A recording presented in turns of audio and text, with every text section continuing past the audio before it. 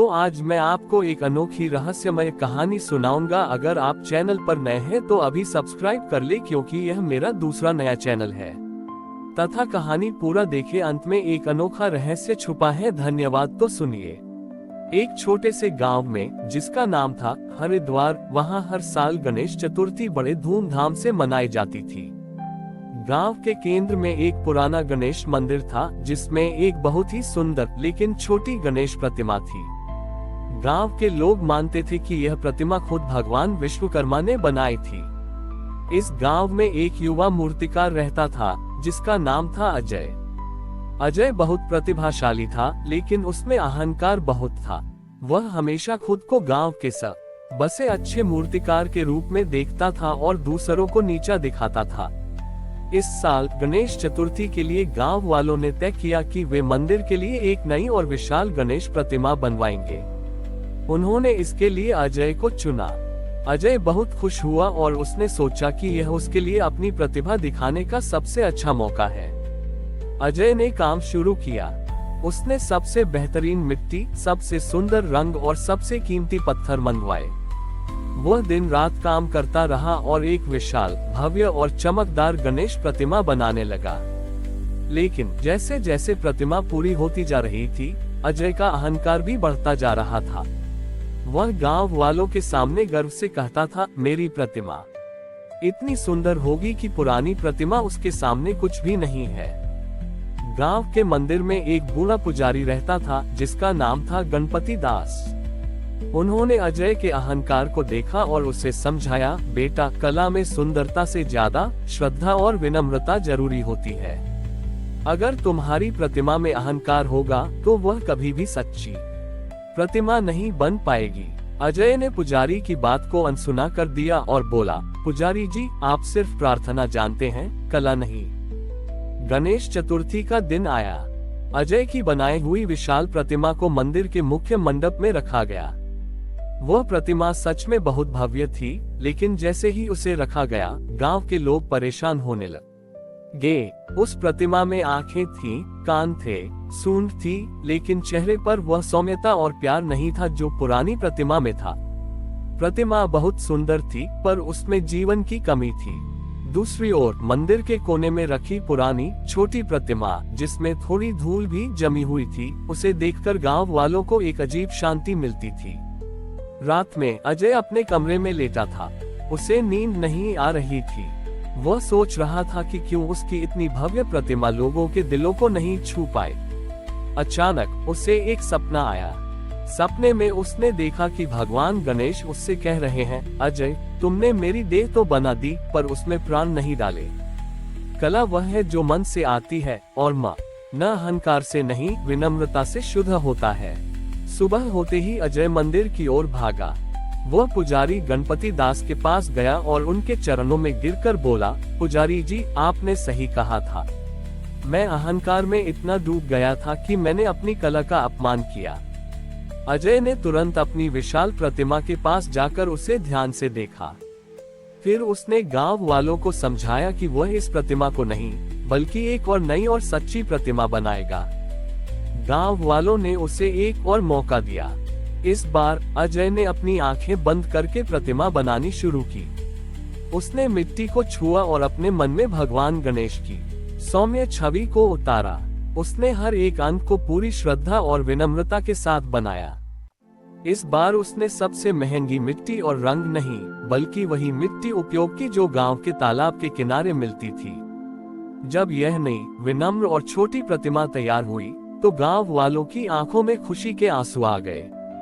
इस प्रतिमा में वह दिव्यता था, बड़ी ही, जो पहली प्रतिमा में नहीं थी। यह उतनी भव्य नहीं थी, पर इसमें जीवन था। इस घटना के बाद अजय ने कभी अहंकार नहीं किया। वह एक महान मूर्तिकार बना, लेकिन उसकी सबसे बड़ी पहचान उसकी विनम्रता और सच्ची भक्ति थी। और गांव वालों ने ये सीखा कि सच्ची कला धन और भव्यता से नहीं, बल्कि दिल की सच्चाई और भक्ति से बनती है। अजय की विनम्रता और सच्ची भक्ति से बनी गणेश प्रतिमा ने गांव के लोगों के दिलों में एक खास जगह बना ली थी। उस साल की गणेश चतुर्थी अविस्मरणीय रही। गांव वालों ने महसूस किया कि सच्ची सुंदरता भव्यता में नहीं, बल्कि सादगी और भावना में होती है। गणेश चतुर्थी का उत्सव समाप्त होने के बाद अजय ने अपनी कला को एक नए उद्देश्य से जोड़ दिया। उसने सोचा कि उसके पास जो हुनर है उसे सिर्फ मूर्तियां बनाने तक सीमित नहीं रखना चाहिए। उसने गांव के बच्चों को मिट्टी के बर्तनों और खिलौनों को बनाने की कला सिखाना शुरू किया। लेकिन इस बार उसने सिर्फ तकनीक नहीं सिखाई, बल्कि यह भी बताया कि हर कलाकृति में एक कहानी छिपी होती है। धीरे धीरे अजय की पाठशाला में बच्चे जुड़ने लगे। वे सिर्फ मिट्टी के बर्तन नहीं बनाते थे, बल्कि उन पर कहानियों के चित्र उकेरते थे। वे गणेश जी की कहानियां, गांव के किस्से और प्रकृति की सुंदरता को अपनी कलाकृतियों के माध्यम से दर्शाने लगे।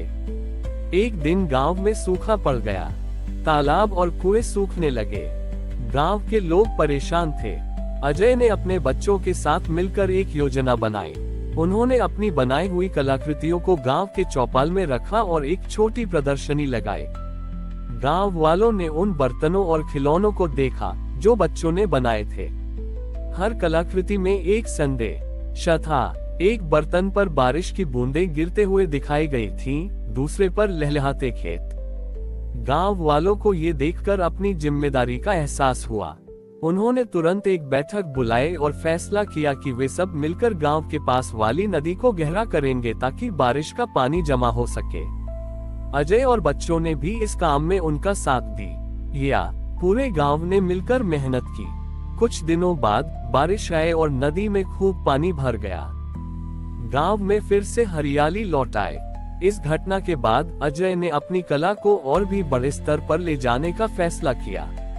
उसने बच्चों की मदद से एक बड़ी दीवार पर एक भित्ति चित्र म्यूरल बनाया जिसमें गांव की कहानी को दर्शाया गया था। आग कैसे अहंकार से शुरू होकर विनम्रता और एकता ने गांव को बचाया। हर साल की गणेश चतुर्थी पर गांव के लोग अब सिर्फ गणेश जी की पूजा नहीं करते, बल्कि उस भित्ति चित्र के पास आकर अपनी कहानी को याद करते हैं।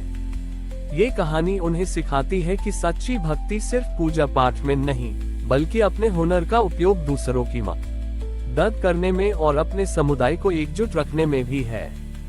अजय ने मूर्तिकला को सिर्फ कला नहीं, बल्कि सामाजिक परिवर्तन का एक जरिया बना दिया था। साल दर साल बीतते गए। अजय की मिट्टी की पाठशाला ने गांव में एक नई क्रांति ला दी थी। अब इसे सिर्फ कला नहीं, बल्कि जीवन की कला कहा जाने लगा था। गांव के बच्चे अब अपन बड़ी कलाकृतियों को सिर्फ प्रदर्शनियों में ही नहीं बेचते थे, बल्कि वे खुद छोटे छोटे बाजारों में जाकर अपनी बनाई हुई चीजें बेचते थे, जिससे वे आर्थिक रूप से भी आत्मनिर्भर हो गए थे। एक दिन गांव में एक मशहूर आर्किटेक्ट और शहर के एक अमीर व्यापारी आए।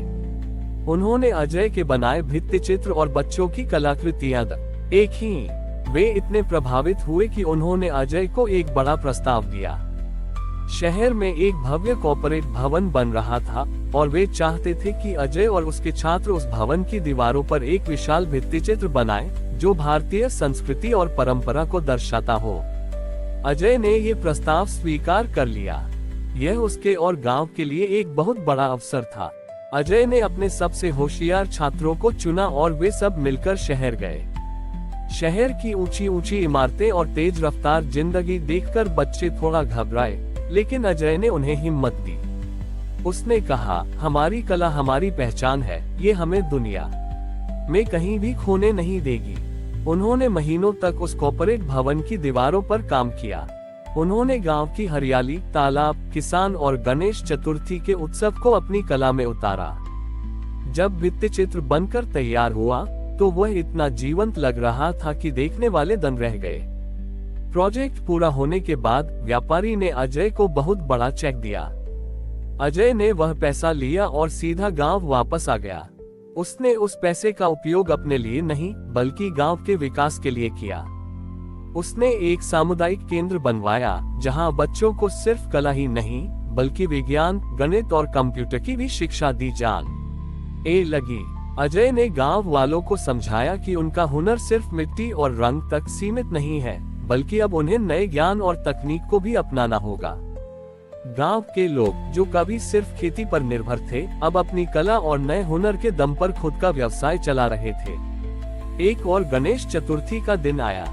गांव का माहौल हमेशा की तरह भक्ति और उल्लास से भरा हुआ था, लेकिन इस बार मंडप में एक बड़ी सी स्क्रीन भी लगी थी।